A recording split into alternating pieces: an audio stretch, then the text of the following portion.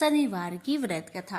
शनिवार को आधिपति देव शनि देवता का दिन कहा जाता है। शनि देवता व्यक्ति को उनके कर्मों के अनुसार फल देते हैं, इसलिए उन्हें न्याय का देवता भी कहा जाता है। कहते हैं कि शनि की दृष्टि जिस मनुष्य पे पड़ जाए, या तो वो राजा बन जाता है या फिर रंक। शनि भगवान की महादशा का सामना कर रहे व्यक्तियों को शनिवार का व्रत रखना चाहिए, क्योंकि अगर कर्मों के फलदाता आपके पूजा से खुश हो गए तो आपके जीवन से दुखों का अंत हो जाएगा। अब सुनिए शनि महाराज की व्रत कथा। कथा को पूरा जरूर सुनिएगा और दूसरों के पास भी शेयर करें। दोस्तों, वैसे तो सूर्य पुत्र शनि देव के कई मंदिर भारत में स्थित है, लेकिन कुछ मंदिर ऐसे हैं जिनका अपना अलग महत्व है और इन मंदिरों के साथ कुछ धार्मिक कहानियां भी जुड़ी हुई है। ऐसा ही एक मंदिर है शनि सिंगनापुर। आज मैं इसी मंदिर से जुड़ी कथा आपको सुनाने जा रही हूँ। यह मंदिर महाराष्ट्र के अहमदनगर जिले के पास एक गांव सिंगनापुर में स्थित है, इसलिए इसे शनि सिंगनापुर मंदिर कहा जाता है। अहमदनगर से इस मंदिर की दूरी 35 किमी है। इस मंदिर की विशेषता यह है कि शनि महाराज की पाषाण काले रंग की मूर्ति बिना किसी छत्र या गुंबद के खुले आसमान में एक संगमरमर के चबूतरे पर विराजमान है। इस मूर्ति की ऊंचाई लगभग 5.9 फीट है और चौड़ाई करीब 1.6 फीट की है। शनि भगवान की मूर्ति के साथ में एक त्रिशूल लगा हुआ है जो शिव भगवान का प्रतीक है। एक नंदी की प्रतिमा जिसका मुख दक्षिण की तरफ है। शनि भगवान की प्रतिमा के सामने शिव जी और हनुमान जी की छोटी मूर्ति भी चबूतरे पर विराजमान है। इस मंदिर की विशेषता, यह मंदिर स्वयं एक जागृत देव स्थान कहलाता है। इसका तात्पर्य ये है, ऐसा माना जाता है शनिदेव साक्षात इस मंदिर में निवास करते हैं। इस गांव में अगर कोई भी इंसान चोरी करता है तो शनि भगवान स्वयं उसे सजा देते हैं। यहाँ भगवान शनि देव जी की मूर्ति स्वयंभू है, अर्थात शनि देव की पाषाण प्रतिमा को किसी इंसान ने नहीं बनाया है। ये प्रतिमा स्वयं पृथ्वी के गर्भ से धरातल पर अवतरित हुई है। ये प्रतिमा कितनी पुरानी है और किसने इसको यहाँ स्थापित किया है, इस बारे में ऐसी कोई पुख्ता जानकारी नहीं है, लेकिन कई किंवदंतियां और पौराणिक कथाएं प्रचलित है। शनि देव न्याय के देवता माने जाते हैं। ऐसा माना जाता है शनि महाराज कर्मों के अनुसार सजा और फल देते हैं। अगर किसी के जीवन में बुरा समय चल रहा है तो यह कहा जाता है कि शनि की महादशा उस पर चल रही है। जिस भक्तों पर शनि की निगाह टेढ़ी है वो यहाँ इस मंदिर में आकर पूजा अर्चना कर शनि देव को मनाते हैं। देश विदेश से शनि भक्त यहाँ आते हैं। शनि अमावस्या और शनि जयंती का अपना एक विशेष महत्व है। इस दिन श्रद्धालुओं के लिए विशेष प्रबंध किए जाते हैं। श्रद्धालु भगवान शनि की प्रतिमा को पानी और तेल के साथ स्नान कराते हैं और फूल चढ़ाते हैं। मेले के दिन शनि भगवान की पालकी का आयोजन किया जाता है। सिंगनापुर गांव के लोगों का मानना है इस गांव पर साक्षात शनि देव की कृपा है। इस गांव में किसी भी घर में दरवाजे नहीं हैं। यहाँ बाहर जाने आने वाले लोग भी अपने अपने वाहनों को बिना ताला चाबी लगाए खुला छोड़ निश्चित घूमते हैं। कीमती सामान हीरे जवाहरात सोना चांदी को भी तिजोरिया में नहीं रखा जाता है।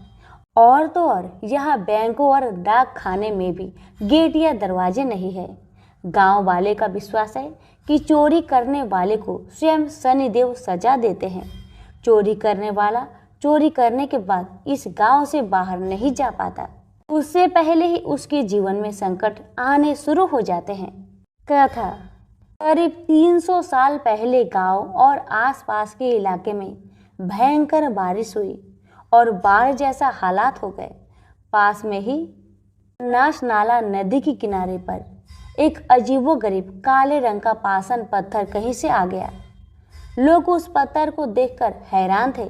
किस्से कहानियां में बताते हैं कि एक गांव वाले ने उस पत्थर पर किसी नुकीले चीज से प्रहार किया तो उस पत्थर में से खून के रंग के जैसा कुछ निकलने लगा। ये देखकर वह डर गया और गांव में भाग आया। एक रात शनिदेव ने गांव के एक गरीब को सपने में बताया कि वो मेरी प्रतिमा है, उस मूर्ति को लाकर गांव में स्थापित करो। गडरिये ने स्वप्न की बात गांव वालों को बताई और गांव वाले प्रभु इच्छा मानकर उस पत्थर को लेने निकल पड़े, लेकिन उस पत्थर को वहां से हिला भी नहीं पाए। प्रभु शनिदेव ने गडरिये को दूसरे दिन फिर सपने में बताया कि कोई सगे मामा भांजा ही मेरी प्रतिमा को वहां से गांव में ला सकता है। गांव वाले ने जैसा शनिदेव जी ने कहा वैसा ही किया और शनि महाराज की प्रतिमा को गांव में एक खुले स्थान पर स्थापित कर दिया। मूर्ति स्थापित होने के बाद शनिदेव ने गांव वालों को स्वप्न दिया और कहा, इस गांव की रक्षा अब मैं करूंगा। जो भी इस गांव में चोरी और गलत काम करेंगे उसको सजा स्वयं मैं दूंगा। आप अपने घरों से किसी भी तरह की सुरक्षा हटा ले। शनि देव महाराज के आदेश पाकर सभी गांव वालों ने अपने घरों से दरवाजा निकाल दिए। यही परंपरा कई सालों से यहाँ चली आ रही है। यहाँ पूरे गांव में किसी भी घर में गेट और दरवाजा नहीं है। और तो और अपनी कीमती चीजें को भी गांव वाले तिजोरी में नहीं रखते। यहाँ एक यूसीओ बैंक की शाखा है, उसमें भी कोई गेट और सिक्योरिटी नहीं है। इस अद्भुत और अविश्वसनीय मान्यता के कारण ये जगह विश्व प्रसिद्ध है और लाखों की तादाद में भक्त रोज यहाँ दर्शन करने आते हैं। प्रेम से बोले शनि महाराज की जय। पार्वती जब भी अपने पति शिव के साथ दूसरे देवताओं के निवास स्थान पर जाती और वहाँ उनके सजे धजे सुंदर भवनों को देखती तो उन्हें बड़ी ही हीनता का बोध होता। वे यह महसूस करती कि हमसे छोटे छोटे देवताओं के पास भी बड़े बड़े भव्य भवन हैं, लेकिन हमारे पास तो कुछ भी नहीं। कहने को मैं आदि देव शिव की पत्नी हूँ, लेकिन रहने के लिए मिली है कैलाश पर्वत की कंदराएं और पहनने के लिए बलकल। किसी उचित आवास के अभाव में अन्य सुख सुविधाओं का उपभोग नहीं कर सकती। एक दिन पार्वती ने अपने मन की व्यथा अपने पति शिव से कही। शिव जी सुनकर मुस्कुराए, फिर बोले, इसमें हीनता की तो कोई बात ही नहीं देवी। प्रत्येक व्यक्ति की अपनी अपनी जीवन शैली होती है। हमारी जीवन शैली यही है, हम अपनी इस शैली को हीन क्यों समझे। अन्य देवगण प्रकृति से बहुत दूर है, जबकि हम प्रकृति की गोद में निवास करते हैं। यह तो हमारे लिए गौरव की बात है, हीनता की नहीं। शिव के तर्कों से पार्वती संतुष्ट नहीं हुई और बोली, मुझे आपकी ये बातें समझ में नहीं आती देव। मुझे तो अपना एक आवास चाहिए, बहुत ही भव्य और सुख सुविधा से पूर्ण। शिव ने अपनी सहज मुस्कान से साथ उत्तर दिया, इसमें क्या मुश्किल है देवी। मैं अभी विश्वकर्मा को बुलवा देता हूँ, उनसे जैसा चाहो वैसा आवास बनवा लो। विश्वकर्मा को बुलाया गया। पार्वती ने आदेश दिया, हमारे लिए ऐसा भव्य बनाओ जैसे विश्व में कहीं ना हो। विश्वकर्मा ने आदेश स्वीकार किया। निर्माण कार्य प्रारंभ हो गया। कुछ ही समय में पार्वती की इच्छा अनुसार भव्य भवन तैयार हो गया।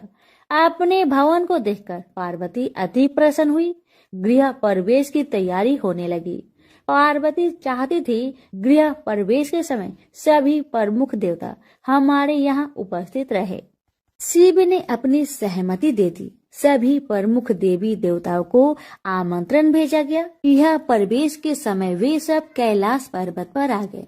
उन्होंने पार्वती के भव्य भवन की भूरी भूरी प्रशंसा की, लेकिन विश्वनेत्री ब्रह्मा खामोश रहे। जब सब देवी देवता जाने लगे तो पार्वती ने ब्रह्मा जी से पूछा, देव क्या आपको यह आवास पसंद नहीं आया। ब्रह्मा जी ने आश्चर्य व्यक्त करते हुए पार्वती से ही प्रश्न किया, देवी मैंने कब ऐसा कहा। आपके चेहरे की भाव भंगिमा कुछ ऐसे कह रही है प्रभु। पार्वती ने अपनी शंका स्पष्ट की। फिर ब्रह्मा जी को मौन देखकर पार्वती ने अपनी बात आगे बढ़ाई। तो आप कुछ संकोच कर रहे हैं, स्पष्ट कहिए क्या बात है। ब्रह्मा जी ने तनिक रुककर उत्तर दिया, देवी और तो सब ठीक है, लेकिन इस प्रसाद पर शनि की कुदृष्टि है। इतना कहकर वे वहां से चले गए। पार्वती ने ब्रह्मा जी की बात शिव को बतलाई तो वे कुछ चिंता में पड़ गए। पार्वती ने पूछा, प्रभु शनि की दृष्टि से क्या हो सकता है? यह प्रसाद जल सकता है? भगवान शिव ने उत्तर दिया, हाँ। यह सुनकर पार्वती भी चिंतित हो गई और बोली, प्रभु इसके लिए कोई उपाय कीजिए। शिव ने निराश व्यक्त की, शनि की दृष्टि को हटाना सरल नहीं है देवी। शिव का उत्तर सुनकर पार्वती आवेश में आ गई और बोली, सरल क्यों नहीं है? आप अभी शनि लोक जाइए और शनि देव से कहिए कि वह हमारे प्रसाद से अपनी कुदृष्टि हटा ले। यदि वह मान जाए तो आप तत्काल उसे कोई वरदान दे दीजिएगा, और यदि न माने तो आप अपना डमरू जोर से बजा दीजिएगा। मैं स्वयं अपने प्रसाद को आग लगा दूंगी। यदि प्रसाद को जलना ही है तो यह मेरे हाथों से जलेगा, शनि की कुदृष्टि से नहीं। इसके बाद मैं शनि को श्राप दूंगी। पार्वती की इच्छा अनुसार शिव शनि लोग गए। वहां शनि देव ने उनकी अभ्यर्थना की और आदर के साथ आसन पर बैठाया। आसन ग्रहण करने के बाद शिव ने अपने आने का प्रयोजन बताया। देवी पार्वती ने जो प्रसाद बनवाया है उस पर तुम्हारी कुदृष्टि है, अतः वे चाहती है कि तुम उधर से अपनी कुदृष्टि हटा लो। शनि देव ने करवध होकर निवेदन किया, आप निश्चिंत रहे देव। माता पार्वती के प्रसाद पर कुदृष्टि डालने का मैं दुस्साहस नहीं कर सकता। शनि से आश्वासन पाकर शिव प्रसन्न हो गए। शनि, मैं तुमसे प्रसन्न हूँ, तुम जो चाहे वर मांग सकते हो, भोलेनाथ ने कहा। शनि ने विनम्र भाव से कहा, प्रभु आपका दिया हुआ सब कुछ मेरे पास है, अब मैं और क्या मांगू? हाँ, एक इच्छा अवश्य है, वह है आपका तांडव नृत्य देखने की। बहुत दिन हो गए उसे देखे हुए, आप अपना नृत्य दिखला सके तो कृपा होगी। शनि का यह अनुरोध शिव को अच्छा लगा। उन्होंने तत्काल अपना डमरू उठा लिया और लगे नृत्य करने। भोले भंडारी ये भी भूल गए कि पार्वती ने डमरू की आवाज सुनकर अपने नवनिर्मित प्रसाद को जला देने की बात कही थी। बस डमरू बजा बजा कर नृत्य करते रहे। उधर पार्वती ने जब कैलाश पर डमरू की ध्वनि सुनी तो उन्होंने सोचा कि शनि ने अपने कुदृष्टि हटाना अस्वीकार कर दिया है, अतः वे बहुत दुखी हुई। उन्हें लगा कि यदि मैं तत्काल अपने नवनिर्मित आवाज को आग लगा दूंगी तो वह शनि की कुदृष्टि से बच जाएगा। अतः उन्होंने स्वयं ही अपने प्रसाद में आग लगा दी। वह धू धू करके जल उठा। प्रसाद को जलता देख पार्वती का शनि पर क्रोध धीरे धीरे बढ़ने लगा। अब वे उसे श्राप देने को तैयार हो गई, लेकिन उसी समय भगवान शिव वहां पहुंच गए। उन्होंने प्रसाद को जलते देखा तो वे आश्चर्यचकित रह गए। उनकी समझ में ही नहीं आया कि यह कैसे हो गया। फिर अचानक उन्हें सब कुछ स्मरण हो गया। अपनी भूल का उन्हें एहसास हुआ। उन्होंने पार्वती को सब कुछ सुनाया। सच्चाई जानकर पार्वती को भी अपनी जल्दबाजी पर दुख हुआ। अब शनि को श्राप देने का कोई अर्थ नहीं था। प्रत्यक्ष उसका कहीं कोई अपराध नहीं था। फिर भी पार्वती और शिव को यह लग रहा था कि यह सब हुआ शनि की कुदृष्टि से ही, लेकिन स्थिति को देखते हुए वे दोषी नहीं ठहरा सकते। प्रेम से बोलिए शनि महाराज की जय। उमापति शंकर भगवान की जय। पिपलाद ऋषि का नाम आप सभी ने सुना होगा। वह महर्षि दधीचि के पुत्र थे। महर्षि दधीचि जिन्होंने अपनी हड्डियों का दान कर दी थी, जिससे इंद्र का वज्र बनाकर और वृत्तासुर का संहार संभव हो पाया था। यह घटना ब्रह्म पुराण की है। शमशान में जो महर्षि दधीचि के मांस पिंड का दाह संस्कार हो रहा था, तो उनकी पत्नी अपने पति का वियोग सहन न कर पाई और पास में स्थित पीपल के वृक्ष की कोटर में जो जरों के कारण एक गड्ढा बन जाता है, उसमें अपने 3 वर्ष के बालक को रखकर स्वयं चीता पर सती हो गई। इस प्रकार महाऋषि दधीचि और उनकी पत्नी का बलिदान हो गया। किंतु पीपल की कोटर में रखा बालक भूख प्यास से तड़पने लगा और चिल्लाने लगा। जब कोई वस्तु से नहीं मिली तो कोटर में गिरे हुए पीपल के फल खाकर वह बड़ा होने लगा। एक दिन देव ऋषि नारद वहाँ से गुजर रहे थे। नारद जी ने पीपल की कोटर में बालक को देखकर उससे उसका परिचय पूछा। बालक ने अपना परिचय दिया और बताया कि मैं नहीं जानता कि मैं कौन हूँ।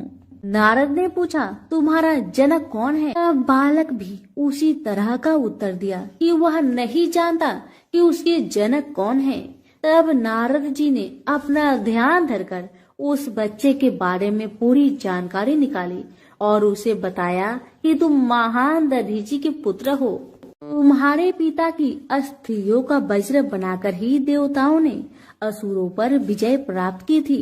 नारद ने बताया कि तुम्हारे पिता दधीचि की मृत्यु मात्र 31 वर्ष की उम्र में ही हो गई थी। बालक ने अपने पिता की अकाल मृत्यु के बारे में जानना चाहा। तब नारद जी ने बताया कि उन पर आई इस विपत्ति का कारण शनिदेव की महादशा थी। नारद जी ने उस बालक को पिप्पलाद नाम दिया क्योंकि वह पीपल के पत्ते और उसका गुदा खाकर बड़े हुए थे। उसके बाद नारद जी ने उसे दीक्षित किया। नारद जी के जाने के बाद उस बालक ने, जिसका नाम पिप्पलाद था, ब्रह्मा जी की घोर तपस्या की। ब्रह्मा जी ने जब बालक से वर मांगने के लिए कहा तो पिप्पलाद ने अपने दृष्टि मात्र से किसी को भी जलाने की शक्ति मांगी। ब्रह्मा जी ने उसे वरदान दे दिया। ब्रह्मा जी के वरदान के बाद पिप्पलाद ने सबसे पहले शनि देव का आह्वान किया और उन्हें अपने सामने प्रस्तुत किया। सामने पाकर उन्होंने शनि देव को भस्म करना शुरू कर दिया।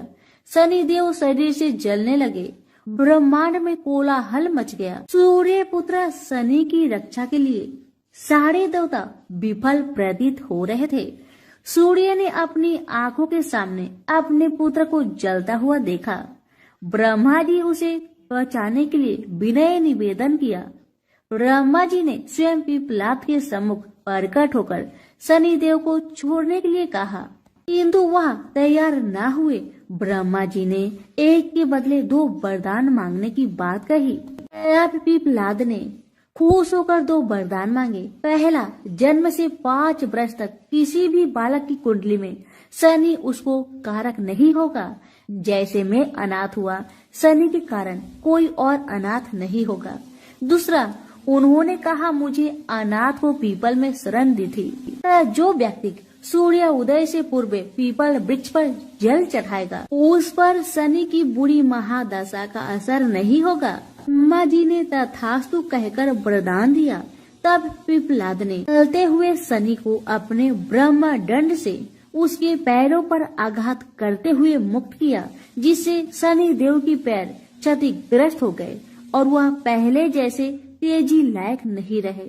आता तभी से शनि को शनिचराय, जिसे हम आम भाषा में शनिचर कहते हैं, कहा जाता है कि रतिया शनिचरा जो धीरे धीरे चलता है, वह शनिचराय आग से जलने के कारण शनि की काया काली पड़ गई। आप अक्सर किसी भी पीपल के पेड़ के नीचे शनि की काली मूर्ति जरूर देखते होंगे। उसके पीछे यही पौराणिक कारण है। जब शनि की महादशा या 7.5 चलती है, जो आपके लिए अच्छी नहीं है, तो ज्ञानी जनों के पास बहुत सारे उपाय होते हैं, परंतु आम जनों को करने का एक साधारण सा उपाय मैं आपको बताती हूँ, जिसका लाभ 100% मिलता है।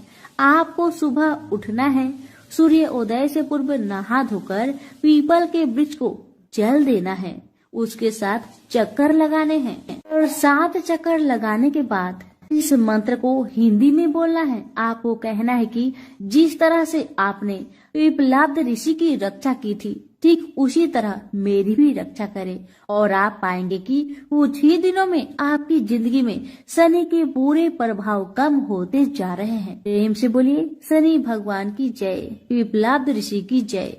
पुराणों में शनि देव के जन्म की कई कथाएं मौजूद है, जिससे सबसे अधिक प्रचलित कथा स्कंद पुराण के काशी खंड में मौजूद है। कथा के अनुसार सूर्य देव का विवाह राजा दक्ष की पुत्री संज्ञा के साथ हुआ था। सूर्य देव और संज्ञा को 3 पुत्र वैश्वतमन, यमराज और यमुना का जन्म हुआ। सूर्य देव का तेज काफी अधिक था, जिसे लेकर संज्ञा काफी परेशान रहती थी। वे सूर्य देव की अग्नि को कम करने का उपाय सोचती रहती थी। सोचते सोचते उन्हें एक उपाय सूझा और उन्होंने अपनी एक हम शकल बनाई, जिसका नाम उन्होंने स्वर्णा रखा। स्वर्णा के कंधों पर अपने 3 बच्चों की जिम्मेदारी डालकर संज्ञा जंगल में कठिन तपस्या के लिए चली गई। संज्ञा की छाया होने के कारण सूर्य देव को कभी स्वर्णा पर शक नहीं हुआ और स्वर्णा एक छाया होने के कारण उसे भी सूर्य देव की तेज से कोई परेशानी नहीं हुई।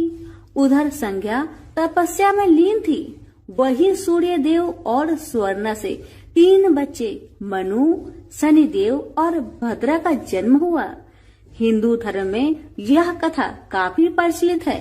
कहा जाता है एक बार भगवान सूर्य देव पत्नी स्वर्णा से मिलने आए। सूर्य देव के तप और तेज के आगे शनिदेव महाराज की आंखें बंद हो गई और वे उन्हें देख नहीं पाए। वहीं शनिदेव की वर्ण को देख भगवान सूर्य ने पत्नी स्वर्णा पर शक करते हुए कहा कि ये मेरा पुत्र नहीं हो सकता। ये बात सुनते ही शनिदेव के मन में सूर्य देव के लिए शत्रु भाव पैदा हो गए, जिसके बाद उन्होंने भगवान शिव की कठिन तपस्या करनी शुरू कर दी।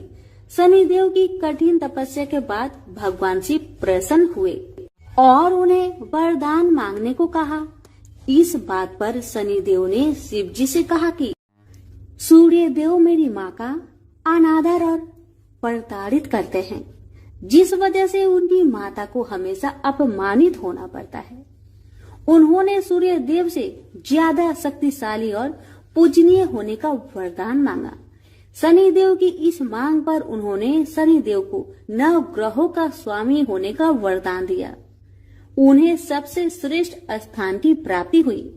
इतना ही नहीं, उन्हें ये भी वरदान दिया गया कि सिर्फ मानव जातक का ही नहीं बल्कि देवता, असुर, गंधर्व, नाग और जगत के सभी प्राणी उनसे भयभीत रहेंगे।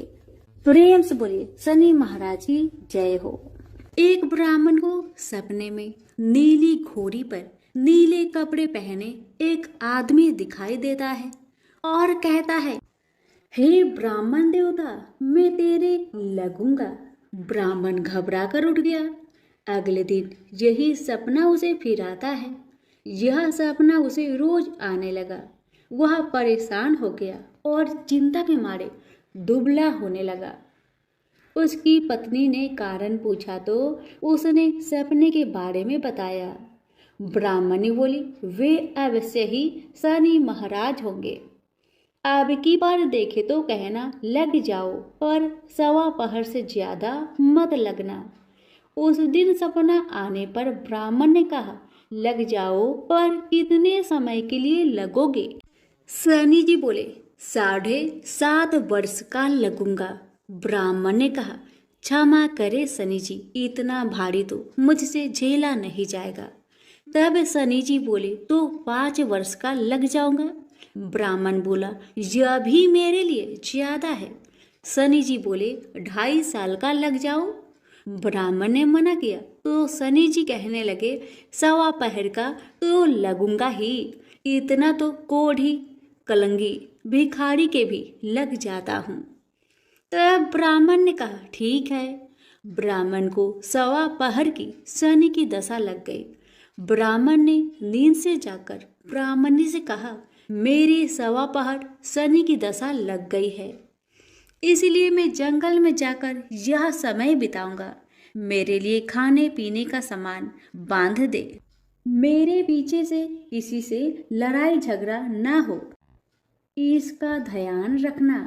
ज्यादातर घर में ही रहना बच्चों का भी ध्यान रखना। इस सवा पहर के समय में कोई गाली भी दे तो चुपचाप सुन लेना, बहस मत करना। यह सब समझाकर ब्राह्मण जंगल में चला गया। जंगल में ब्राह्मण एक पीपल के पेड़ के नीचे बैठ गया और हनुमान जी का पाठ करने लगा। एक पहर बीत गया। ब्राह्मण ने सोचा बाकी बचा समय रास्ते में बीत जाएगा, इसलिए वहां से चल दिया। रास्ते में एक बाड़ी में मतीरे लगे देखे। माली से एक मतीरा खरीदा, पोटली में बांधा और आगे बढ़ा। आगे एक आदमी मिला जो असल में शनिदेव थे। ब्राह्मण से पूछा पोटली में क्या है? उसने कहा मतीरा है। शनिदेव बोले दिखाओ। ब्राह्मण ने पोटली खोली। उसमें राजकुमार का कटा हुआ खून से लथपथ सिर। शनिदेव ब्राह्मण को राजा के पास ले गए और कहा कि इस ब्राह्मण ने राजकुमार की हत्या कर दी है। इसके पास पोटली में राजकुमार का सिर है। राजा ने कहा मैं यह नहीं देख सकता, इस ब्राह्मण को सूली पर चढ़ा दो। राजा के यहाँ हाहाकार मच गया। ब्राह्मण को सूली पर चढ़ाने से पहले पूछा गया कि उसकी कोई आखिरी इच्छा हो तो बताए। ब्राह्मण ने सोचा इसी तरह सवा पहर पूरा करना होगा। उसने कहा वह रोज बालाजी की कथा सुनता है। मरने से पहले अंतिम बार बालाजी की कथा सुनना चाहता हूँ। ब्राह्मण को कथा सुनाने का प्रबंध किया गया।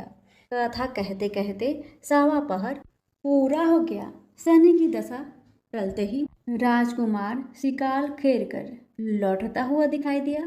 राजकुमार को आता देख राजा बहुत खुश हुआ, लेकिन उसे निर्दोष ब्राह्मण की हत्या का दोष लगने का डर सताने लगा। उसने तुरंत घुड़सवार सैनिकों को ब्राह्मण को आदर सहित ले आने के लिए भेजा। ब्राह्मण राज दरबार में आया तो राजा ने क्षमा मांगी और पोटली दिखाने के लिए कहा। पोटली खोली तो उसमें मतीरा था। राजा ने इन सब के बारे में पूछा तो ब्राह्मण ने बताया मुझे सवा पहर की शनिचर की दशा लगी थी, इस कारण यह सब तमाशा हुआ।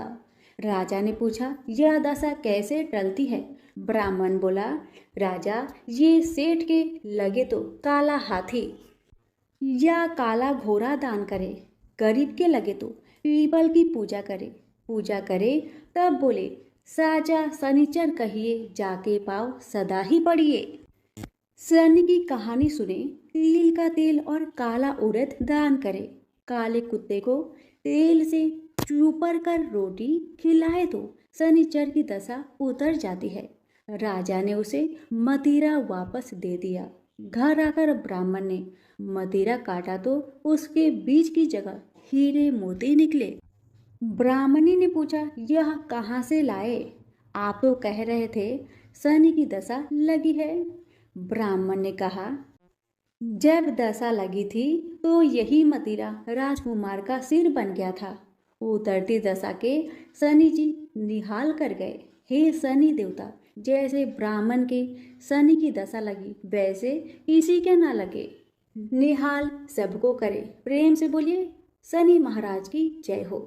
एक समय स्वर्गलोक में सबसे बड़ा कौन, ये प्रश्न पर 9 ग्रह में वाद विवाद हो गया।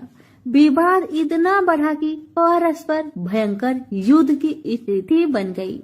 निर्णय के लिए सभी देवता देवराज इंद्र के पास पहुँचे और बोले हे देवराज, आपको निर्णय करना होगा कि हम में से सबसे बड़ा कौन है।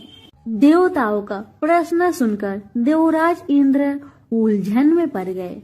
इंद्र बोले मैं इस प्रश्न का उत्तर देने में असमर्थ हूँ। हम सभी पृथ्वी लोक में उज्जैनी नगरी में राजा विक्रम आदित्य के पास चलते हैं। देवराज इंद्र सहित सभी ग्रह उज्जैनी नगरी पहुँचे।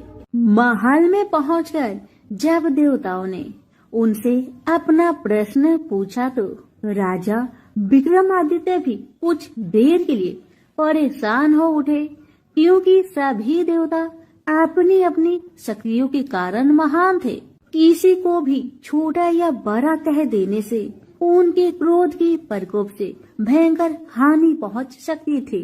अचानक राजा विक्रमादित्य को एक उपाय सूझा और उन्होंने विभिन्न धातुओं स्वर्ण, रजत, कांसा, तांबा, सीसा, रांगा, जस्ता, अबरक व लोहे के 9 आसन बनवाए। धातुओं के गुणों के अनुसार सभी आसनों को एक दूसरे के पीछे रखवाकर उन्होंने देवताओं को अपने अपने सिंहासन पर बैठने को कहा। देवताओं के बैठने के बाद राजा विक्रमादित्य ने कहा, आपका निर्णय तो स्वयं हो गया।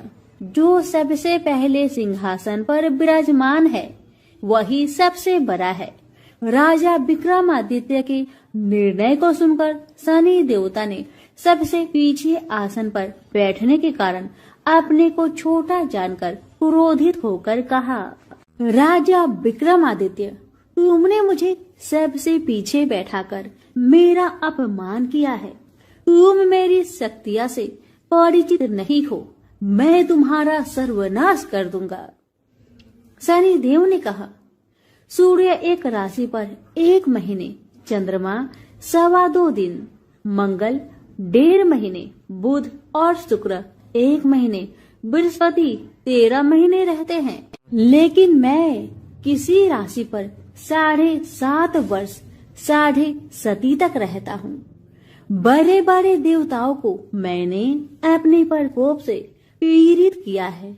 राम को 7.5 के कारण ही वन में जाकर रहना पड़ा और रावण को 7.5 के कारण ही युद्ध में मृत्यु का शिकार बनना पड़ा। राजा, अब तू भी मेरे प्रकोप से नहीं बच सकेगा। इसके बाद अन्य ग्रहों के देवता तो प्रसन्नता के साथ चले गए, परंतु शनिदेव बड़े क्रोध के साथ वहां से विदा हुए। राजा विक्रमादित्य पहले की तरह ही न्याय करते रहे। उनके राज्य में सभी स्त्री पुरुष बहुत आनंद से जीवन यापन कर रहे थे। शनिदेव अपना अपमान नहीं भूले। एक दिन राजा की परीक्षा लेने शनिदेव घोड़े के व्यापारी के रूप में राज्य पहुँचे। जब राजा विक्रमादित्य को इस बात का पता चला तो उन्होंने अपने अश्वपाल को कुछ घोड़े खरीदने के लिए भेजा। घोड़े बहुत कीमती थे। अश्वपाल ने जब वापस लौटकर इस संबंध में बताया तो राजा विक्रमादित्य ने स्वयं आकर एक सुंदर व शक्तिशाली घोड़े को पसंद किया।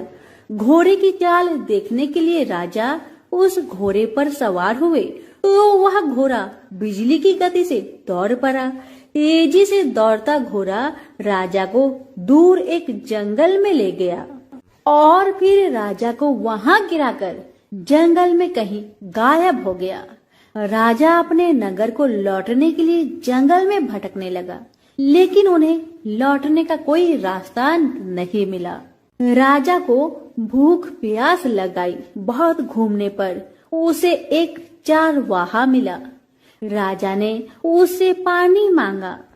पानी पीकर राजा ने उस चारवाहे को अपनी अंगूठी दे दी। फिर उससे रास्ता पूछकर वह जंगल से निकलकर पास के नगर में पहुंचा। राजा ने एक सेठ की दुकान पर बैठकर कुछ देर आराम किया। उस सेठ ने राजा से बातचीत की तो राजा ने उसे बताया कि मैं उज्जैनी नगरी से आया हूँ। राजा के कुछ देर दुकान पर बैठने से सेठ जी की बहुत बिक्री हुई। सेठ ने राजा को बहुत भाग्यवान समझा और खुश होकर उसे अपने घर भोजन के लिए ले गया। सेठ के घर में सोने का एक हार खूंटी पर लटका हुआ था। राजा को उस कमरे में छोड़कर सेठ कुछ देर के लिए बाहर गया। तभी एक आश्चर्यजनक घटना घटी। राजा के देखते देखते सोने की उस हार को खूंटी निगल गई। सेठ ने कमरे में लौटकर हार को गायब देखा तो चोरी का संदेह राजा पर ही किया, क्योंकि उस कमरे में राजा ही अकेला बैठा था। सेठ ने अपने नौकरों से कहा कि इस परदेसी को रस्सियों से बांधकर नगर के राजा के पास ले चलो। राजा ने विक्रमादित्य से हार के बारे में पूछा तो उसने बताया कि उसके देखते ही देखते खूंटी ने हार को निगल लिया था। इस पर राजा ने क्रोधित होकर चोरी करने के अपराध में विक्रमादित्य के हाथ पांव काटने का आदेश दे दिया। राजा विक्रमादित्य के हाथ पांव काटकर उसे नगर की सड़क पर छोड़ दिया गया। कुछ दिन बाद एक तेली उसे उठाकर अपने घर ले गया और उसे अपने कोल्हू पर बैठा दिया। राजा आवाज देकर बैलों को हाँकता रहता। इस तरह तेली का बैल चलता रहा और राजा को भोजन मिलता रहा। शनि के प्रकोप की 7.5 पूरी होने पर वर्षा ऋतु प्रारंभ हुई। राजा विक्रमादित्य एक रात मेघ मल्हार गा रहा था कि तभी नगर के राजा की लड़की राजकुमारी मोहिनी रथ पर सवार उस तेली के घर के पास से गुजरी। उसने मेघ मल्हार सुना तो उसे बहुत अच्छा लगा और दासी को भेजकर गाने वाले को बुला लाने को कहा। दासी ने लौटकर राजकुमारी को अपंग राजा के बारे में सब कुछ बता दिया। राजकुमारी उसके मेघ मल्हार से बहुत मोहित हुई। अतः उसने सब कुछ जानकर भी अपंग राजा से विवाह करने का निश्चय कर लिया। राजकुमारी ने अपने माता पिता से जब यह बात कही तो वे हैरान रह गए। रानी ने मोहिनी को समझाया, बेटी तेरे भाग्य में तो किसी राजा की रानी होना लिखा है, फिर तू उस अपंग से विवाह करके अपने पांव पर कुल्हाड़ी क्यों मार रही हो। राजकुमारी ने अपनी जिद नहीं छोड़ी। अपनी जिद पूरी कराने के लिए उसने भोजन करना छोड़ दिया और प्राण त्याग देने का निश्चय कर लिया। आखिर राजा रानी को बेबस होकर अपंग विक्रमादित्य से राजकुमारी का विवाह करना पड़ा। विवाह के बाद राजा विक्रमादित्य और राजकुमारी तेली के घर में रहने लगे। उसी रात स्वप्न में शनि देव ने राजा से कहा, राजा तुमने मेरा प्रकोप देख लिया। मैंने तुम्हें अपने अपमान का दंड दिया है। राजा ने शनि देव से क्षमा करने को कहा और प्रार्थना की, हे शनि देव, आपने जितना दुख मुझे दिया है अन्य किसी को न देना। शनि देव ने कुछ सोचकर कहा, राजा मैं तुम्हारी प्रार्थना स्वीकार करता हूँ। जो कोई स्त्री पुरुष मेरी पूजा करेगा शनिवार को व्रत करके मेरी व्रत कथा सुनेगा, उस पर मेरी अनुकंपा बनी रहेगी। प्रातःकाल राजा विक्रमादित्य की नींद खुली तो अपने हाथ पांव देखकर राजा को बहुत खुशी हुई। उसने मन ही मन शनि देव को प्रणाम किया। राजकुमारी भी राजा के हाथ पांव सही सलामत देखकर आश्चर्य में डूब गई। तब राजा विक्रमादित्य ने अपना परिचय देते हुए शनिदेव के प्रकोप की सारी कहानी सुनाई। सेठ को जब इस बात का पता चला तो दौड़ता हुआ तेली के घर पहुंचा और राजा के चरणों में गिरकर क्षमा मांगने लगा। राजा ने उसे क्षमा कर दिया क्योंकि यह सब तो शनिदेव का प्रकोप के कारण ही हुआ था। सेठ राजा को अपने घर ले गया और उसे भोजन कराया। भोजन करते समय वहां एक आश्चर्यजनक घटना घटी। सबके देखते देखते उस खूंटी ने हार उगल दिया। सेठ जी ने अपनी बेटी का विवाह भी राजा के साथ कर दिया और बहुत से स्वर्ण आभूषण धन आदि देकर राजा को विदा किया। राजा विक्रमादित्य राजकुमारी मोहिनी और सेठ की बेटी के साथ उज्जैनी पहुंचे तो नगर वासियों ने हर्ष से उनका स्वागत किया। अगले दिन राजा विक्रमादित्य ने पूरे राज्य में घोषणा कराई कि शनिदेव सब देवों में सर्वश्रेष्ठ है। प्रत्येक स्त्री पुरुष शनिवार को उनका व्रत करे और व्रत कथा अवश्य सुने। राजा विक्रम आदित्य की घोषणा से शनिदेव बहुत प्रसन्न हुए। शनिवार का व्रत करने और व्रत कथा सुनने के कारण सभी लोग की मनोकामनाएं शनिदेव की अनुकंपा से पूरी होने लगी। सभी लोग आनंद पूर्वक रहने लगे। तो प्रेम से बोलिए शनि भगवान की जय हो।